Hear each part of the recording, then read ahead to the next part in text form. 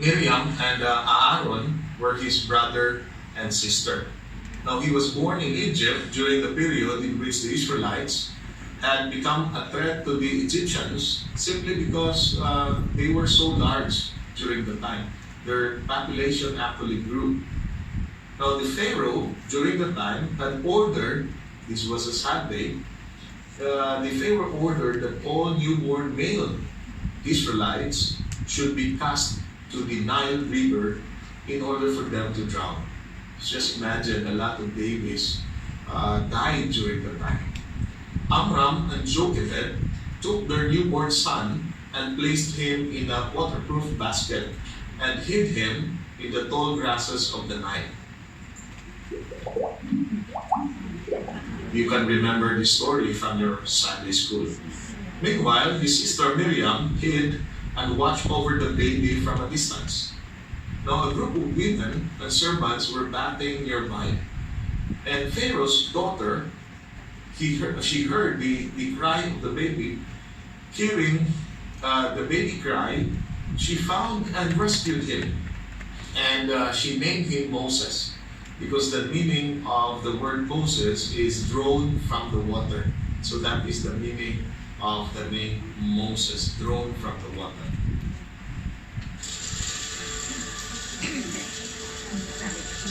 Now fast forward, Moses grew up as a prince of Egypt. So imagine, he was taken by the daughter of Pharaoh from the river, and he became the prince of Egypt.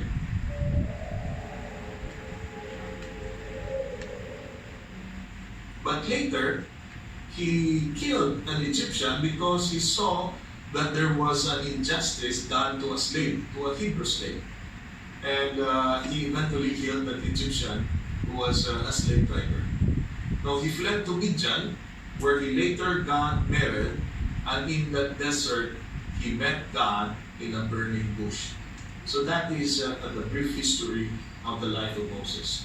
Now the wife of Moses was Zipporah, and they had two sons. The name of their sons are Gershom and Elizabeth. Gershom and Elizabeth.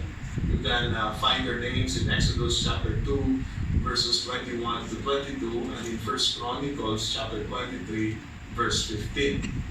And today, my friends, we will learn the choices that Moses made and the choices that his sons made.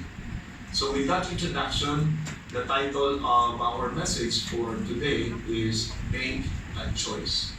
Make a choice.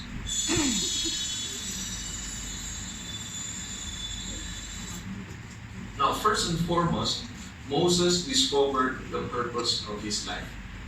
Now, some time ago, there was a case in the papers where two babies were mixed up during birth at the hospital. And several years later, it was discovered that they had raised the wrong baby in the wrong family. Can you imagine that kind of mix-up?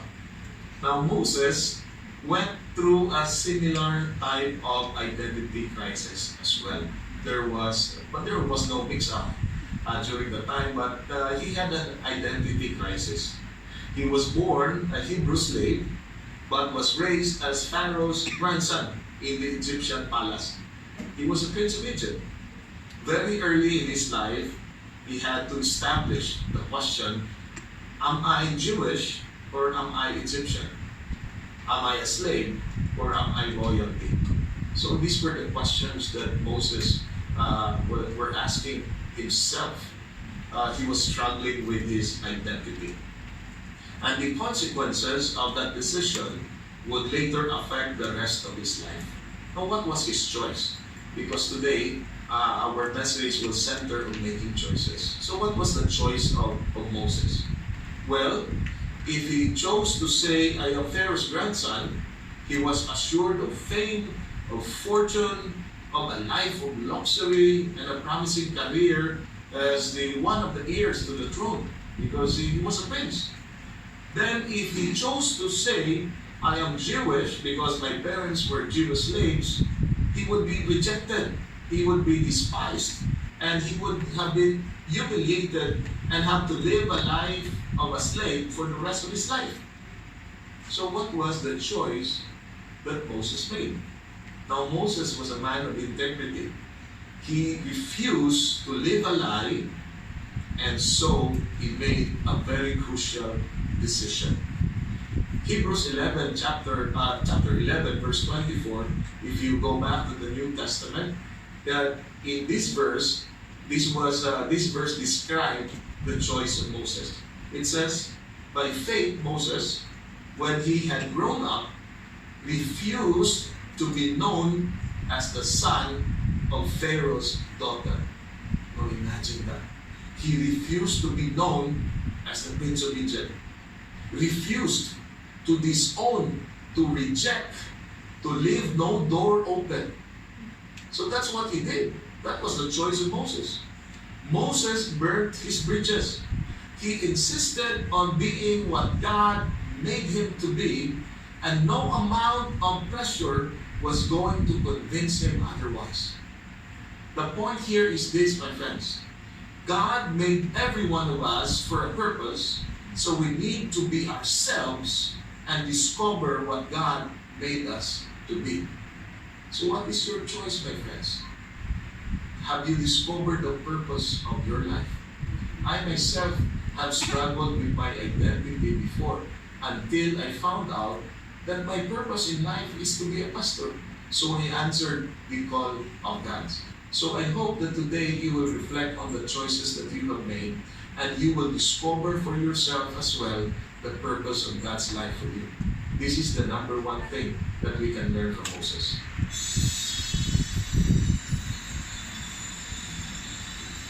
Now, secondly, Moses accepted responsibility for his own life. This is another choice that Moses did. Now, we need to stop making excuses and blame others for our life and accept personal responsibility and initiative. Sometimes with what is happening in our lives, we would tell, it's because of this person. It's because of my parents. It's because of my friends. It's because of my brother or sister or my employer or my boss or whatever that may be. They are the ones to be blamed for what is happening in our lives. No. Moses is telling us that you need to accept responsibility. This is what Hebrews 11:25 says. He chose to be mistreated along with the people of God, rather than to enjoy the pleasures of sin for a short time. Now imagine, he chose, that is the word that we must underline here. He chose to be mistreated.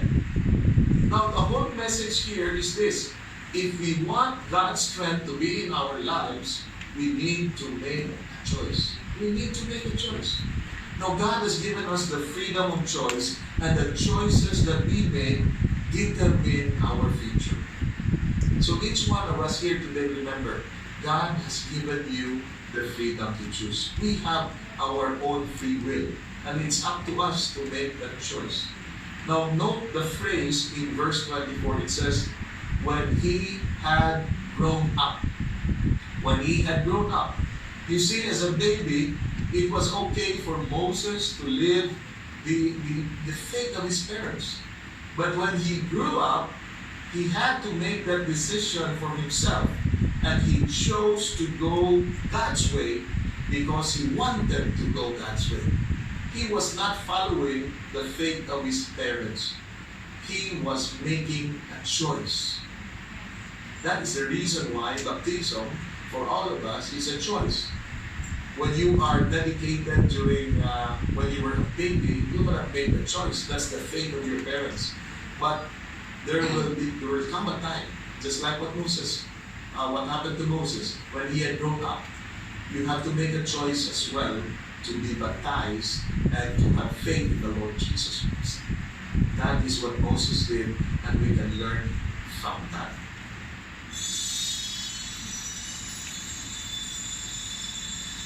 Thirdly, Moses established what was valuable in his life. This is another choice that Moses did. He established what was valuable in his life. What are his priorities? What are the important things that he should look at. Now Moses clarified his priorities and values. And this is a lesson for us as well. What are your priorities? What are the things that you value? What are the things that are important for you? Now let's go to Hebrews chapter 11 verse 26. He regarded disgrace for the sake of Christ as of greater value than the treasures of Egypt, because he was looking ahead to his reward. Wow! He regarded disgrace for the sake of Christ. Regarded. Can you imagine that, my friends? It means to evaluate, to consider, to weigh in the balance. And after weighing, and after evaluating, after considering, after regarding, you have to make a choice. This is not something that we can always do really quickly. We have to reflect, my friends, in order to make a choice. It is something that we need to sit down and seriously consider. You ask yourself, what in the world am I living for? Why am I here? Why am I working here? Have you answered that question? Because if you answer that question seriously, then you know your priorities in life. You know what you value, what is important to you. What are you living for? What are the values in which you are building your life? We need to think it through, all of us. We need to reflect on it. Moses regarded the situation. He worked out what was important and what was not important. And because of that, he's teaching us that we need to establish certain values in life. Things that are important to us. Things that we can build our lives on. Why? Because if we do not decide what is important in our life, remember this, others will do it for us. Others will tell you what is important for you. And that is a big mistake for us, my friends. Now, what is the world's value system? The value system of the world, what is important in the world? Number one, power and prestige. Power and prestige. So, think of someone who's just there because of power and prestige. Number two, for the world, what is valuable is pleasure. They just want something that is pleasurable, or they want to be happy, or they want to do anything just to be happy without any disregard or regard on if it is moral or not. Possessions. Another thing, number three. That's the world value system. Power, prestige, pleasure, possessions. Those are all letter P. So my friends, is this your value system as well? Are you looking for power, for prestige, for